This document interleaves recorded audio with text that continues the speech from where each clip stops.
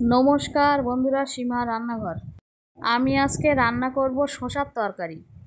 শসা নিলাম, শসা কেটে ধুয়ে নিলাম, আলু কেটে ধুয়ে নিলাম, চিংড়ি মাছ কেটে ধুয়ে নিলাম, কড়া বসালাম, সর্ষের তেল দিলাম, তেলটা গরম করে চিংড়ি মাছগুলো দিয়ে দিলাম, লবণ দিলাম, হলুদ দিলাম, নাড়াচাড়া করে নিলাম, চিংড়ি মাছগুলো ভেজে তুলে নিলাম, সর্ষের তেল দিলাম, 5 ফোড়ন দিলাম, আগে থেকে কেটে রাখা আলুগুলো দিয়ে দিলাম, আলুগুলো ভেজে নিলাম, আগে থেকে কেটে রাখা শসাগুলো দিয়ে দিলাম, নাড়াচাড়া করে নিলাম, লবণ দিলাম, হলুদ দিলাম, আদা, শুকনো লঙ্কা, জিরে বাটা দিলাম, মশলাটা দিয়ে কষে নিলাম, জল দিলাম, কিছুক্ষণ ফুটিয়ে নিলাম, আগে থেকে ভেজে রাখা চিংড়ি মাছগুলো দিয়ে দিলাম, চিনি দিলাম, কিছুক্ষণ পরে নামিয়ে নিলাম।